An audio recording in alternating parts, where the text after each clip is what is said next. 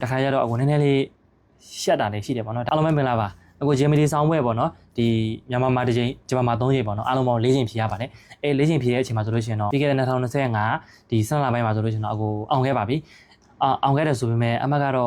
့တော်တော်လေးနည်းတယ်ပေါ့နော်ဟိုအကြောင်းပါဆိုလို့ရှိရင် N2 N1 တောင်မှာပေါ့နော်ဒီချိန်နဲ့အမတ်ကောင်းကောင်းနဲ့အောင်တဲ့သူတွေတောင်မှရှိတဲ့ကြားထဲမှာကိုက N3 ကို၄ခါဖြေခဲ့တာကွာအောင်တော့လေအမတ်ကမကောင်းအဲ့လိုမျိုးကြတော့တခါကျတော့အခုနည်းနည်းလေးရှက်တာလည်းရှိတယ်ပေါ့နော်ဒါပေမဲ့တော့ဒါအောင်လက်မှတ်တွေအမတ်နဲ့ဆုံးဖြတ်ပြီးခေါ်တာမဟုတ်တဲ့အတွက်ကြောင့်မလို့အခုတို့ဟိုဘာမှတော့တိတ်ပြီးတော့အရေးမကြီးဘူးပေါ့နော်ပြောချင်တာတော့အခုမှလာမဲ့သူတွေအကုန်လုံးပြောချင်တာတော့အခုတို့ဒီရောက်လို့ရှိရင်ပေါ့နော်အခုတို့ဒီ၄လပိုင်းလာမယ်ဆိုလို့ရှိရင်ဒီတက်ပြီးတော့ခွန်လာပိုင်း GMT ကိုဖြေလို့ရတယ်ပေါ့နော်ဆိုတော့အဲ့လိုမျိုးဖြေလို့ရတဲ့အချိန်မှာဆိုလို့ရှိရင်အခုတို့လူတိုင်းကအကြောင်းကနေအကြောင်းနဲ့လာဆိုလို့ရှိရင်လူတိုင်းကရောက်ခါသားလာတယ်ဆိုလို့ရှိရင်ဟိုတချို့ကြောင်းနေဆိုလို့ရှိရင်လည်း2လ3လလောက်ဒီအလုံးမရတဲ့သူတွေရှိတယ်ပေါ့နော်တချို့ကျတော့လည်းဟို1လ2လနဲ့ရတဲ့သူတွေရှိတယ်တချို့ကျတော့လည်းရောက်ခါသားတန်းရတဲ့သူတွေရှိတယ်ပေါ့နော်ဒါပေမဲ့အဲ့လိုမျိုးရောက်ခါသားရတဲ့သူတွေကဘယ်သူပဲဖြစ်ဖြစ်ပေါ့နော်တော်တော်များအချိန်အပြည့်မပေးဘူးနည်းနည်းလေးပဲရသေးတယ်ဆိုတဲ့အချိန်မှာဆိုလို့ရှိရင်အခုတို့ဒီနောက်ကိုရောက်ပြီးတော့ဖြေရမယ်မကြမ်းဖြေရမယ်အဆောင်ပွဲပေါ့နော်ဟိုစူးစမ်းပြီးတော့ဖြေပါအဲ့ချိန်မှာစာချက်တင်အရန်ရပါတယ်ကျောင်းကတင်နေတဲ့စာတွေကလည်းပေါ့နော် NFI နဲ့ဘို့ပဲစတင်နေတဲ့အချိန်ဆိုလို့ရှိရင်ကိုကစာလို့ချိန်နေအရန်ရတယ်ကွာအဲ့ချိန်မှာဟိုအဲ့ချိန်မှာပေါ့နော်ကို N3 ချိန်မှာဆိုရင်လည်း N3 ကိုအားနေတဲ့ကိုအချိန်ရတဲ့ပေါ့နော်2လ3လအတွင်းမှာစူးစမ်းပြီးတော့အောင်ဖြေထားပါN2 ဆိုလို့ရှိရင်လည်းဒီစူးစမ်းပြီးတော့အောင်ဖြေထားပါတော့ဘာလို့ဆိုလို့ရှိရင်အခုတော့နောက်ပိုင်းရောက်လို့ရှိရင်လူတိုင်းကကျောင်းစရိတ်အဆောင်စရိတ်ပါနဲ့အကုန်လုံးစူးစမ်းပြီးလုပ်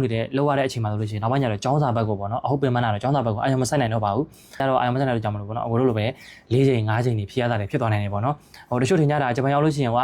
စာမလို့လေဂျပန်စာနဲ့ထိတွေ့နေမှာမလို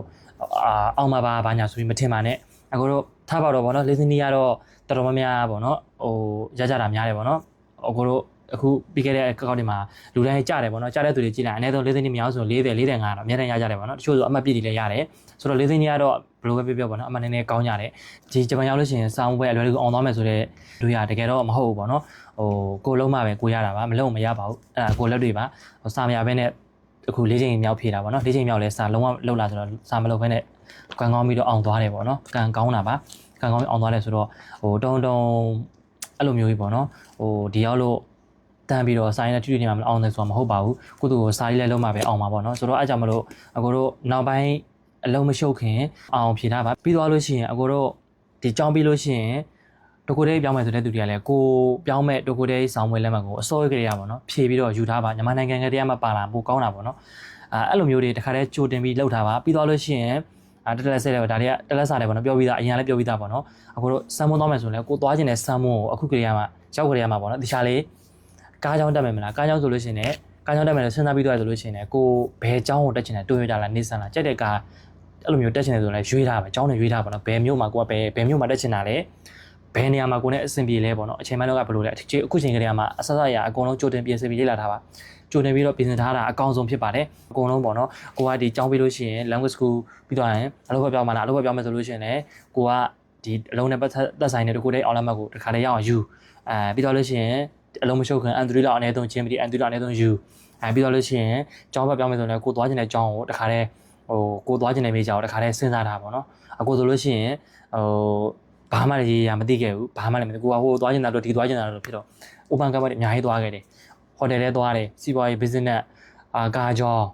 ID အကုန်ပတ်သွားတာကွာအချိန်ကုန်နဲ့ဈာကကုန်နဲ့ငွေကုန်နဲ့လူပန်းနဲ့အဲ့တော့ဗောနော်ကိုကတက်ချင်တဲ့အကြောင်းကိုတခါတည်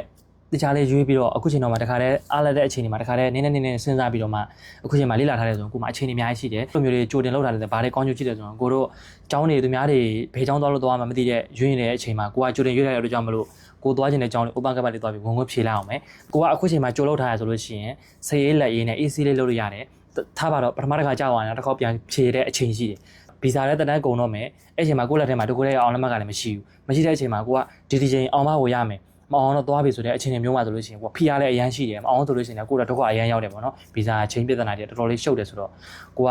အကယ်၍ကြိုတင်ပြီးတော့ပြင်ဆင်ထားလို့ကြိုတင်ပြီးဖြေထားရဆိုအကွယ်ကြခဲ့ရဆိုတော့မှနောက်တစ်ချိန်ဖြေဖို့အချိန်ရှိတယ်အကယ်၍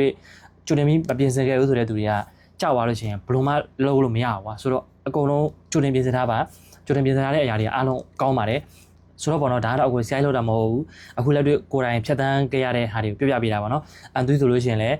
language school စိုးစိုးရောက်တော့မယ်ကွာအန်သူက3ကဖြည့်ပြီးသွားရင်မအောင်4ကမြောက်မှာမအောင်ဆိုရင် language school ပြီးသွားရင်နောက်ထပ်ဖြည့်ဖို့အချိန်မရှိတော့ဘူးအဲ့လိုမျိုးတွေပေါ့နော်တချို့ကြောင့်လည်းဗီဇာတက်တန်းကုန်တော့မယ်ဒီဗီဇာတက်တန်းမရှိတဲ့တစ်ခုတည်းရောက်မှတော့လေတစ်ခုတည်းအောင်လက်မှတ်ကမရှိသေးဘူးအဲ့ချိန်မှာဗီဇာတက်တန်းတိုးတဲ့ကာလအတွင်းမှာဒီတစ်ခုတည်းဆောင်ပဲအောင်ဖြေရမယ်အဲ့လိုမျိုးဖီရတဲ့အရန်ရှိတယ်ကွာရှုပ်တယ်ကွာအဲ့လိုမျိုးဇာတ်လမ်းနဲ့အရန်ရှုပ်တယ်ဖြစ်တဲ့အတွက်ကြောင့်မလို့တခါတည်းကြိုတင်ပြီးတော့ပြင်ဆင်ထားပါဆိုတော့အဲ့ဒါလေးအကြံပေးချင်တာပါအားလုံးကျေးဇူးအများကြီးတင်ပါတယ်